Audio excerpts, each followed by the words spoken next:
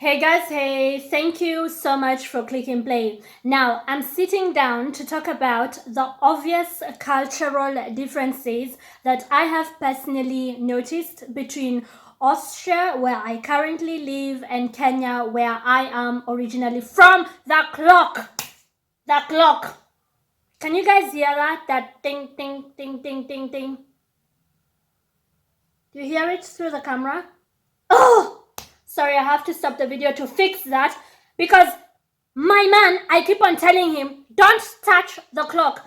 And he's like, I think it's not working because it's silent. What kind of logic is that even?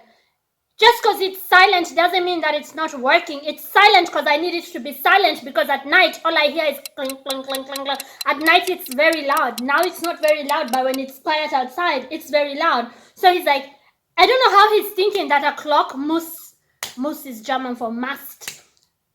Ein Uhr muss laut sein und dann wissen wir, dass das ist nicht kaputt oder was ist die Logik? Guys, remain single. Having a spouse is a trap. These people can drive you crazy. Are you kidding me? Oh, wait, I have to fix this. Oh, what kind of logic is that even? As long as it tells you the right time, it doesn't have to have a sound. Ugh. So annoying. I know, I look like I'm overreacting. Trust me, I'm not. Like, men are from a different planet. They pretend to be engineers when they're not. They pretend to be electricians when they're not.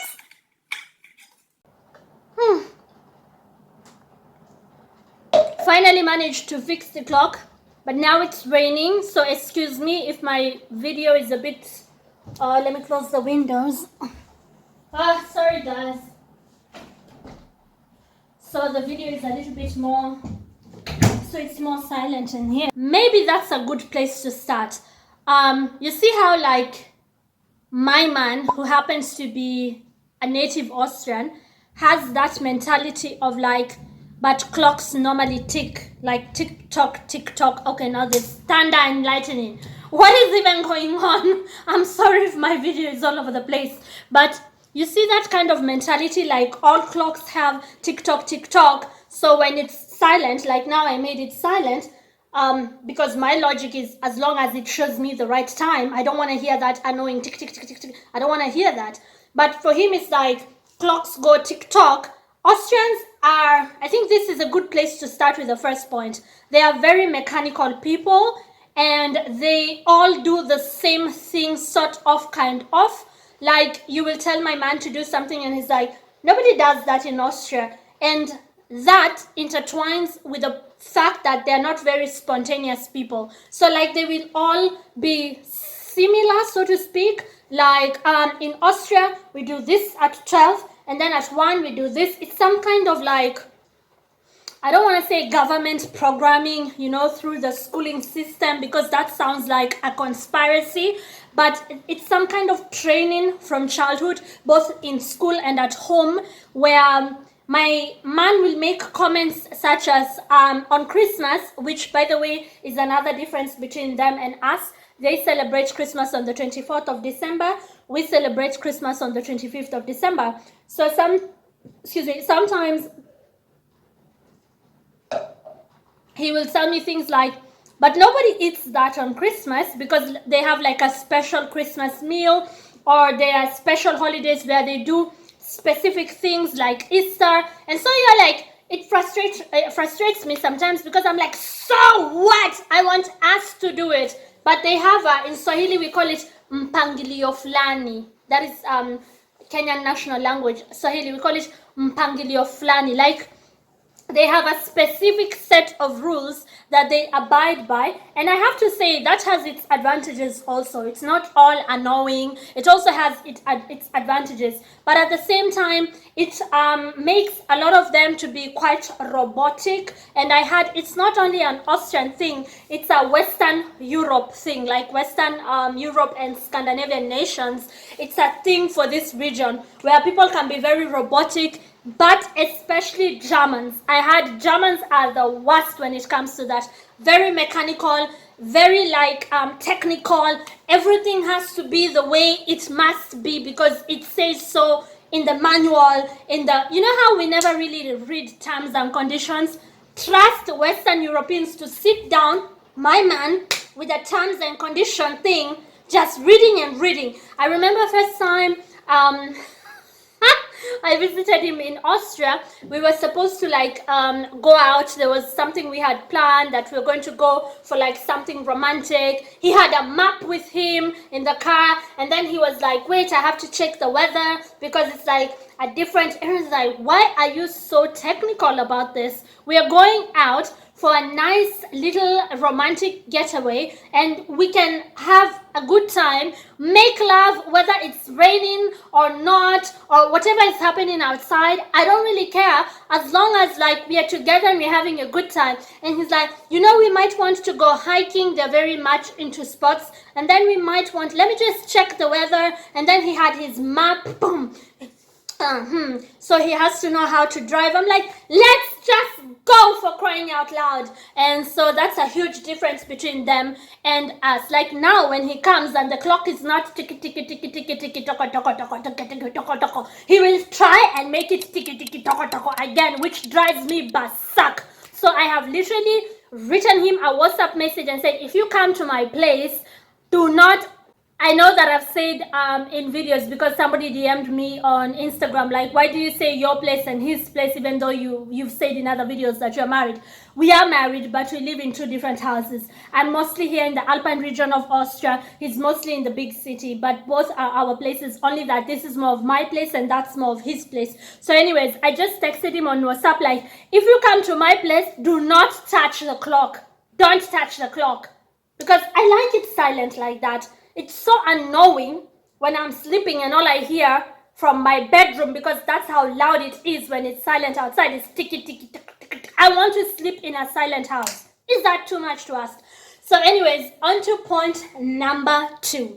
Speaking of spontaneity, but I want to put this point on its own because I think this goes more into like how people say that Europeans can be very cold and distant and Africans are very warm and welcoming. So I want this point to be a point on its own. So you know how when white folks come to our nations, we like run to the airport to receive them, like if it was like a friend or colleague, someone you used to work with, and they are like, I'm coming to Kenya, I'm going to visit. We like prep the whole family. Like when the Mzungu comes, Mzungu is Swahili for white people. It's not a derogatory term. It only means a white person, and Mzungu means white person, and it applies to both genders. And we normally say, like, when the Mzungu comes, we have to show him Kenyan cuisine. We have to make his bed in a special way. He has to have the best of the best. We take out our best cutlery. We take the Mzungus to the, like, national parks. And we really go out of our way. And people then say, like, what is this African warmth? Like, Karibu Africa, Hakuna Matata. That's how we are to guess. Explains why we were colonized by everybody so quickly. like we are too trusting. We are like this is our approach, and then if you cross us, we are done with you. And when a black person is done, not only African, like a black person anywhere in the world, they are really done. Like they are really done. So we begin like this. The European culture is different. They begin like this. They begin with suspicion. What do you really want? They begin with checking you out. And then if they trust you, they will let you in, sort of, kind of. Okay? And then maybe a little more and more. But there has to be something in it for them as well. It's just like a cultural thing. So I notice it all the time, whether it be somewhere where you're working or it be family circles. There's a lot of like distance, even like when they want to visit one another. They call first. And in Kenya, that's unheard of.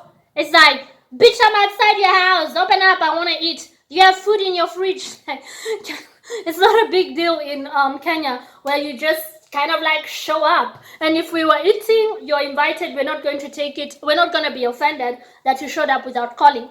We might scold you a little bit if we like had other plans. Like if my man and I had other plans, but we just might leave you in the house with the key and you'll give it to us when we get back. Like, it's not a big deal where I come from, but out here it's very bureaucratic. I think bureaucracy is the word I'm looking for, where it's like, announce yourself, you know, tell us exactly why you're coming, what we are going to do, when, how. Like, it's so technical even when it comes to personal relations.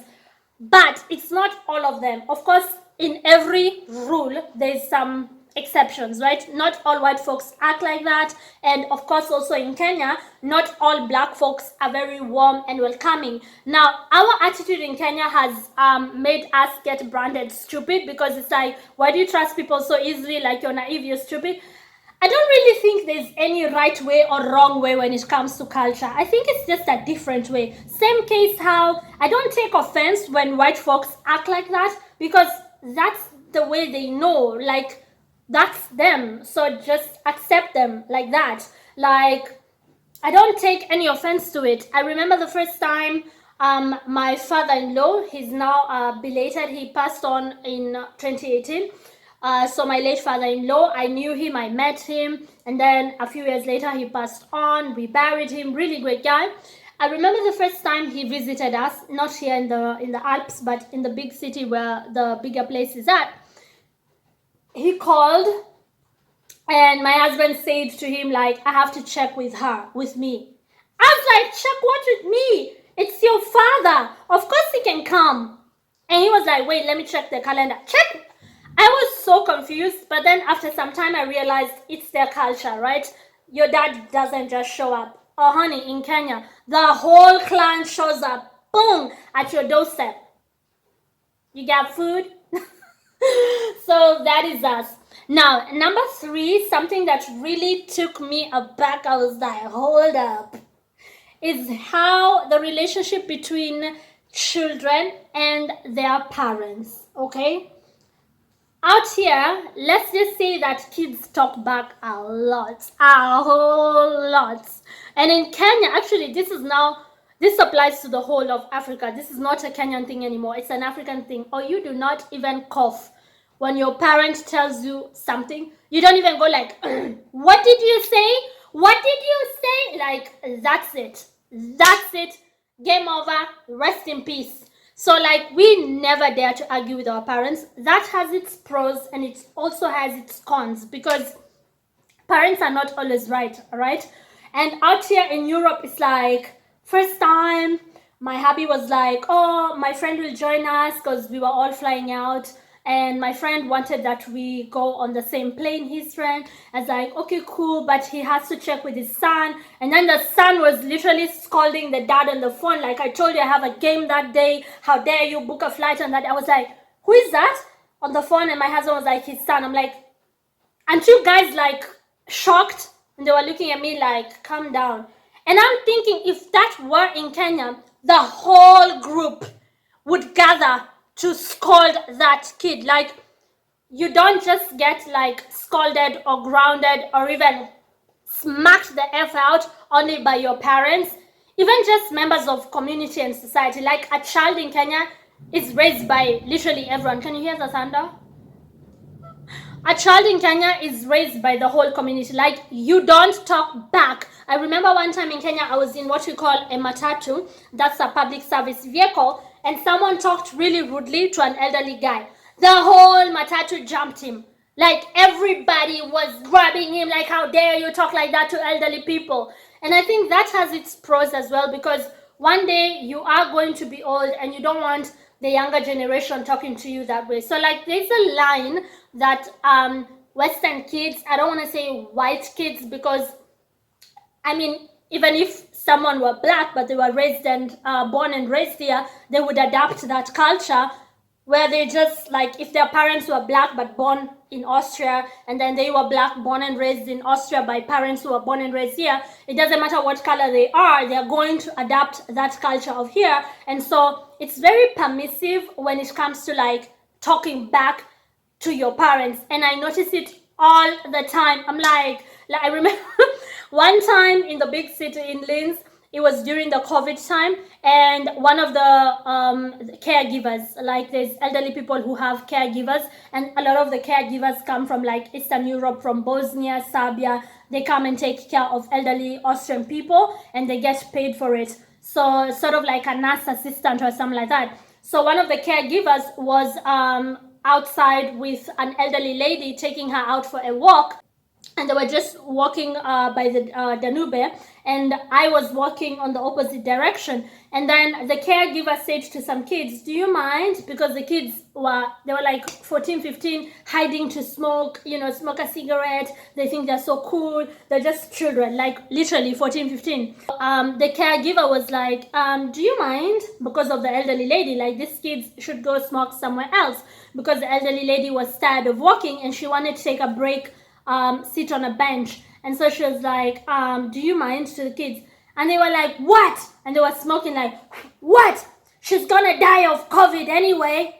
Like, that's what they literally said in front of me, in front of like the elderly lady. I was like,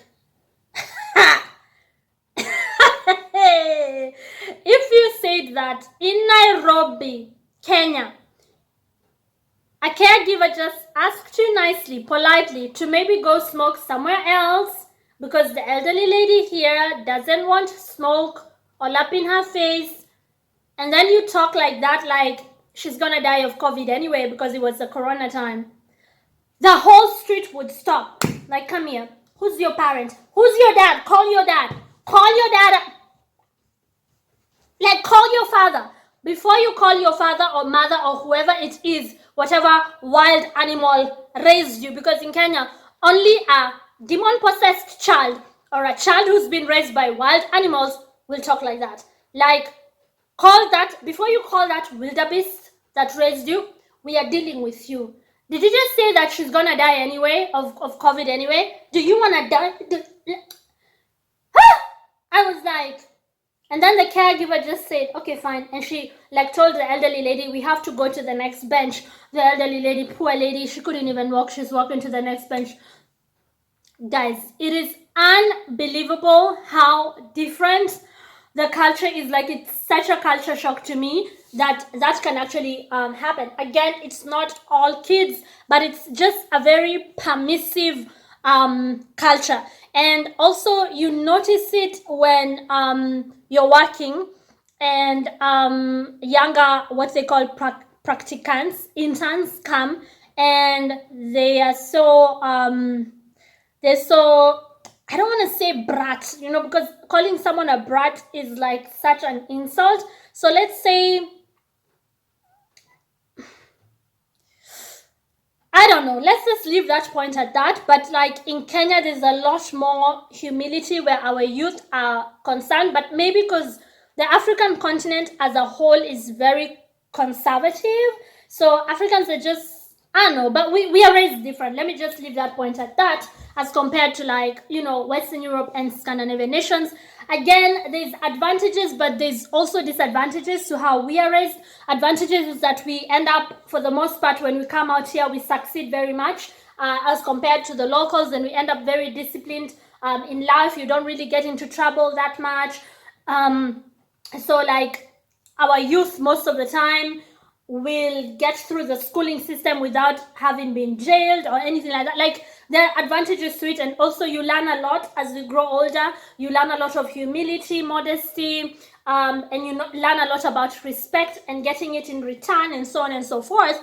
But then there's disadvantages, because some parents are abusive, right? They will beat you up for no reason. They will be wrong, but be very loud and be wrong, and you can't like defend yourself. So I think there's no right or wrong culture. Honestly, I honestly don't think there's any right or wrong culture. I think every culture has its advantages and its disadvantages. And finally, that reminds me, today morning, I was looking out my bedroom window and I saw this. Today when I woke up, I saw that either the ambulance or the fire people were here again because of my neighbor.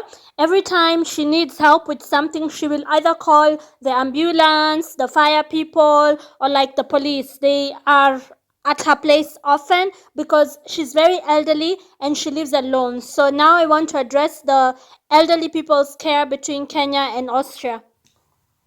So basically, that whole idea of like elderly people's homes was a cultural shock for me because we take care of our parents, we take care of our grandparents, even like they could be like 3 generations under one roof in Kenya, and it doesn't necessarily have to be like a wealthy family. It's just like a very close tie to like your people. And so when I first saw this, I told my husband like, you guys normally throw away your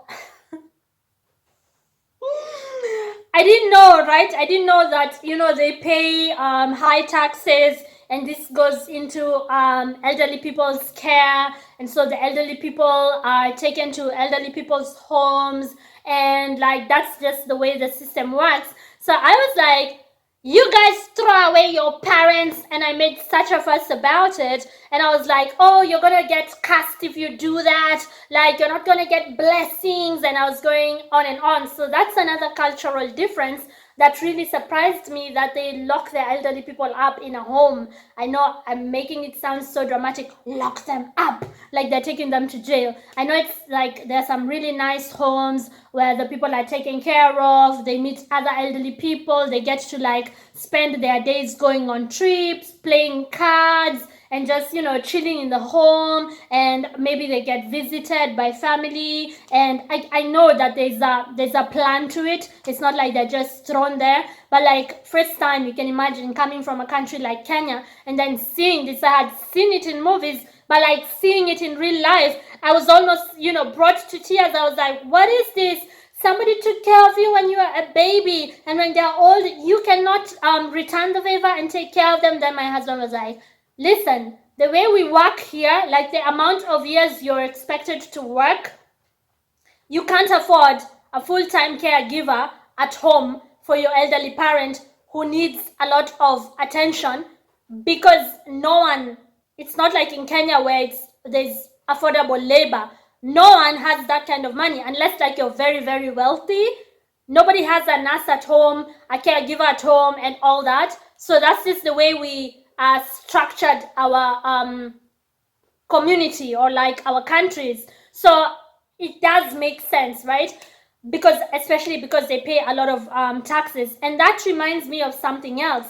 I think when people say, oh, white folks are so cold, like you work with them, they don't hang out with you. And in Kenya, a country like Kenya, you work with someone, they're babysitting your kid the next week. Like, we're very connected. I think one of the other reasons is because these countries have a solution for everything.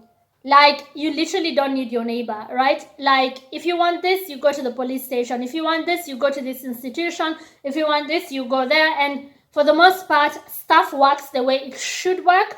And then the system of like the very long, boring, bureaucratic system of government or whatever has been structured in such a way that you don't really need one another like that.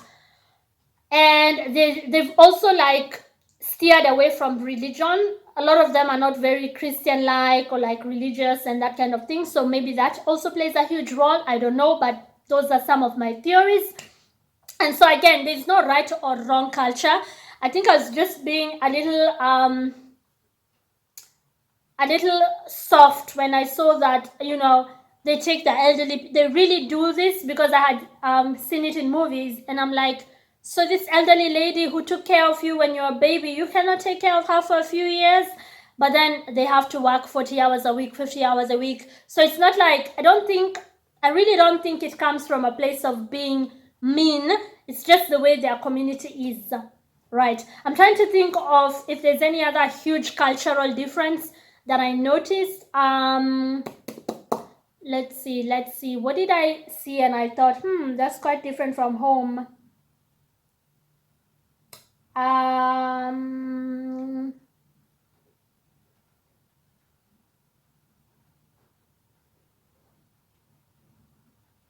Yeah. The relationship between men and women. I need to sip some water for this one because it might be a little controversial. In Kenya and in Africa, as a whole, like I said, we are still very conservative. The man is still the head of the house. And that's okay, because the woman is the support, the neck. This head cannot move without the support of the neck. So there's a way men and women complement one another. In the Western world, not just Austria, they've really embraced progressive values where men and women are equal. And I personally have an opinion on that. Men and women can never be equal. Sure, we should give them equal opportunities, but when it comes to the equality of outcome, that you cannot force. And I'll use one of Jordan Peterson's arguments, Dr. Peterson's argument. Men and women actually are more the same than they are different. But the issue is that small differences at the population level can turn into very large differences at the extreme. So, for example, men and women are broadly similar with regards to aggression, although men tilt a little bit more towards aggression. So that if you picked a random person out of the population, male and female, and you guessed that the male was more aggressive, you'd be right 60% of the time. But if you take the 1 in 100 most aggressive people, they're all male. And that's why the overwhelming proportion of people who are in prisons are male. Now, do you want to equalize that, just out of curiosity? What about bricklayers? They're 99% male, and we've got about 3/4 of the population now in universities in the humanities and social sciences are female. Yeah. Are we going to equalize that? And men work longer hours. They work more dangerous jobs. They're more likely to move. They're more likely to work outside. They're more likely to participate in jobs in the STEM fields that are scalable. They make more money for those reasons. And that's all hidden under the idea that the reason that men and women make different amounts of money is because of their gender. It's a very simplistic analysis. Where he says men and women can never be equal when it comes to the point of outcome, because they've tried it in Europe, they've tried it in Scandinavian nations, and he gave the example of Sweden, and he says there in Sweden they've reached the epitome, or they've climaxed to the point of real feminism, where men and women are supposed to be very much equal. And even there, by choice, women get more into the education system, becoming teachers, or the care system, becoming nurses by choice. Not because they didn't get equal opportunities, while men get into more of science, technology, engineering, mathematics, because our brains are wired differently, and science proves it, right? And so there I have to lean more towards that argument, because why are there more teachers, women teachers, and nurses, and those kinds of caregiver jobs in Scandinavian nations? There are more women who do that, but this time by choice, right? You don't see a lot of builders, workers on a building site who are women. A lot of them are men by choice in Western nations. So it's not like the women didn't get the equal opportunity. They just fell back to our empirical differences. So even when given equal opportunities, we just fall back to our natural duties or our natural roles, where men want to be more of scientists and mathematicians, and women want to be more of caregivers. So I see that even science backs the argument that we can't really be truly equal at the point of outcome. Sure, give men and women equal opportunities, but just don't expect them to be equal at the point of outcome, because we are fundamentally different. The male and the female. I mean, just look at yourself, even physically. Just all you have to do is look at yourself. Even anatomically, of course, there are exceptions. There are women who are built like men, and there are men who are very feminine. But even the anatomy tells you that we are built different for different purposes. Why do women have breasts? So that when they have kids, they can breastfeed, right? While men have wider chests, which makes them, bigger and more intimidating. So that's why a lot of them are soldiers. They go out to fight. And so Africans still understand this, because I do believe there is something as being too progressive that at some point you become regressive. You start moving backwards, because the things that I see happening in especially countries like America is you people are so confused. You've confused children. Children don't even know anymore if they are a boy or a girl.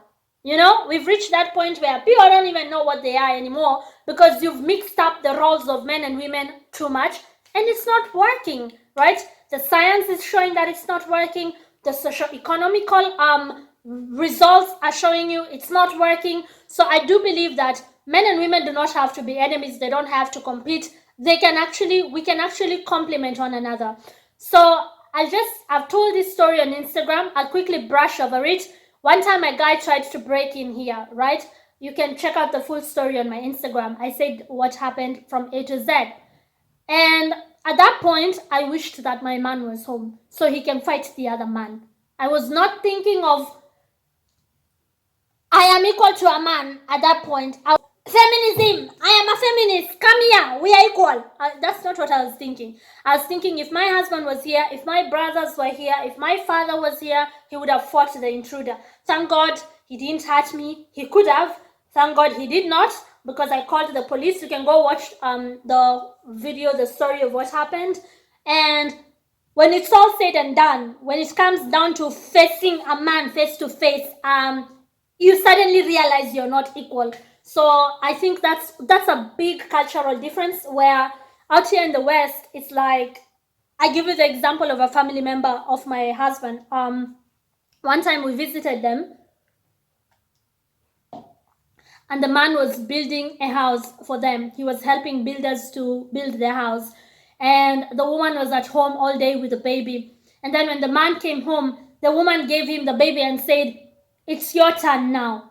And I thought, oh, she really wants to be equal. Like, yes, I've been home with the baby and he's been out building their house. But then he was very tired. He came home and she gave him the baby. And she was like, "It's your turn now." And she's a strong feminist. She really believes they're equal, and she argues that way as well. I stopped debating anything with her because I realized I'm dealing with an idiot, a special kind of idiot, one who has a master's. So you cannot challenge me because I went to a university and I got a master's. Those kinds of idiots. Like, even school could not clear up inborn stupidity. So I stopped debating her in anything. So anyways, that day while she was acting that way, I was tempted to ask, when is it your turn to go out to the building site and build with the guys?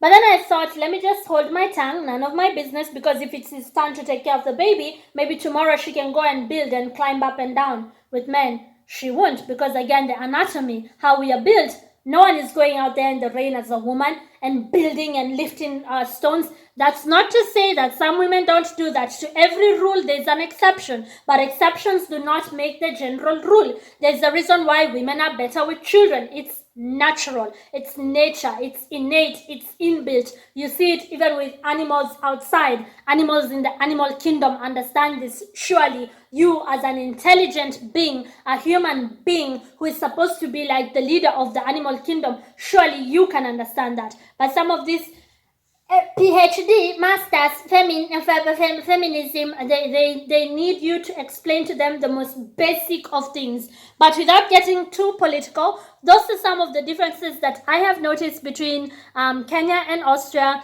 Yeah, the women can be very, very, very, very they emasculate the men very much. And I think in Kenya we are still quite conservative and we still understand the roles between men and women. Let me know your thoughts. Feel free to comment, share. If you disagree with me, no problem. I'm not gonna block you. I have a no block policy on this channel. Thank you so much for over 100 subscribers. I love you so much. It's okay to disagree on this channel. I'm not going to block you. Or if you feel shy, you don't want to disagree with me publicly, you don't want to tell me what you think publicly, come to my DM on Instagram. A lot of you have, and we've had some great exchanges. Thank you. Yes, you. Thank you so much, and thank you for watching. Ciao.